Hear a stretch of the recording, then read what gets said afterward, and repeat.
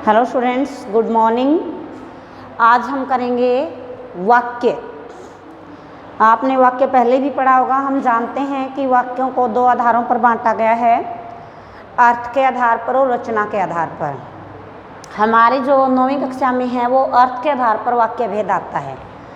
अर्थ मतलब मीनिंग, हम जो वाक्य बोल रहे हैं उसका मीनिंग क्या निकल रहा है, उसकी सेंस क्या निकल रही है, उसके आधार पर उसको एक नाम दिया जाता है। तो यहाँ पर हमारे 8 प्रकार के जो है वाक्य होते हैं अर्थ के आधार पर। पहला होता है, सबसे पहला कथनात्मक, विधिवाचक या सरल। कोई भी नाम हम उसको दे सकते हैं तीनों में से।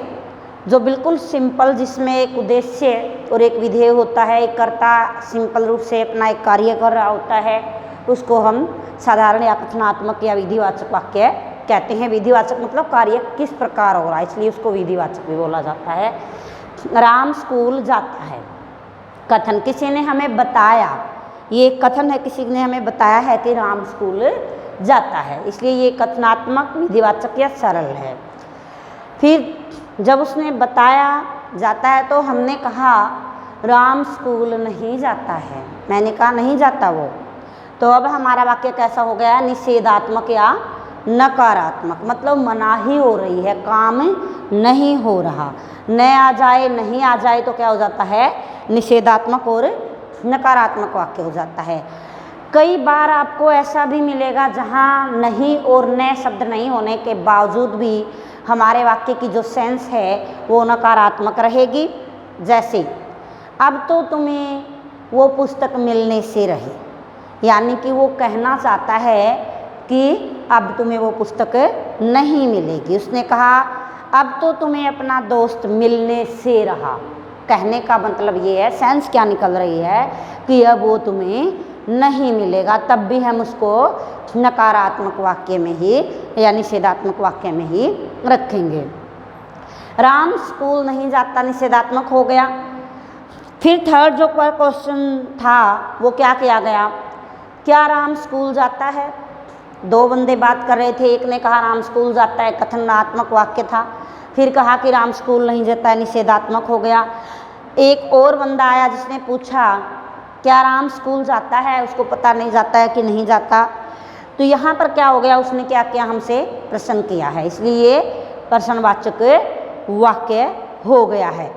कई बार क्या हो जाता है, ये क्या, क्यों, कौन नहीं लगाकर भी क्वेश्चन कर लिया जाता है। पढ़ रहे हो, अगर क्वेश्चन मार्क लगा दिया तो मीन्स कि वो हमें पूछ रहा है पढ़ रहे हो कि नहीं पढ़ रहे हो।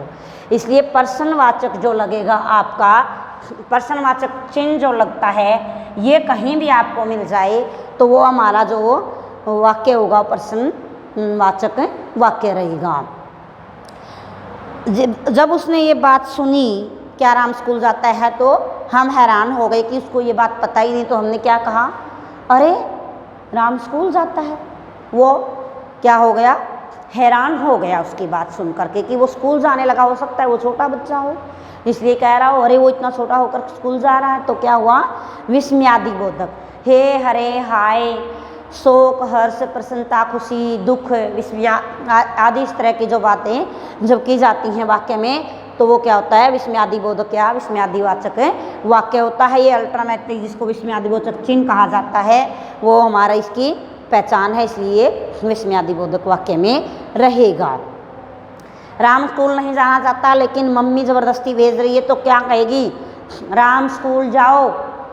तो ये क्या कर रही हैं? वो ऑर्डर दे रही हैं, उनको आज्ञा दे रही हैं। तो ये क्या हो जाता है? फिर हमारा आज्ञावाचक वाक्य हो जाता है। टीचर आपको ऑर्डर देते हैं कि चुपचाप बैठकर पढ़ो, कक्षा से बाहर जाओ, स्कूल में हर रोज़ आओ। तो इस तरह की बातें जो क्या हो जाती हैं? आज्ञावाचक में आती हैं।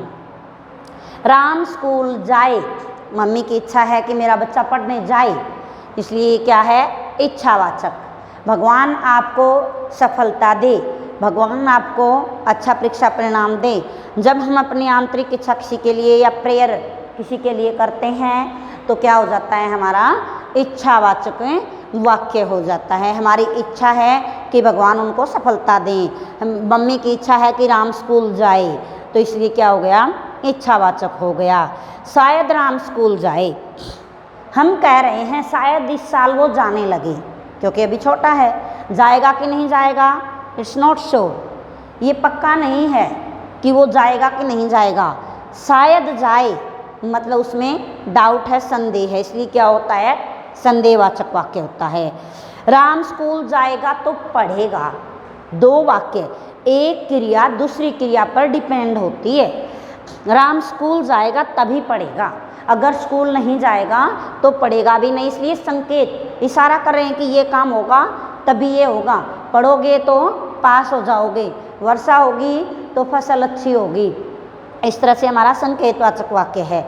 आपको ये सीखने के लिए ये तरीका सबसे आसान है कि आप कोई भी एक वाक्य लिखें, उसी वाक्य के 8 भेद आप परिवर्तित करें। इसमें आपको भेद बताना हो या परिवर्तित करना हो, दोनों चीज़ें एक ही बार में आप सीख जाएंगे। इसको ध्यान से पढ़ करके इसकी प्रैक्टिस करनी है। Thank you so much.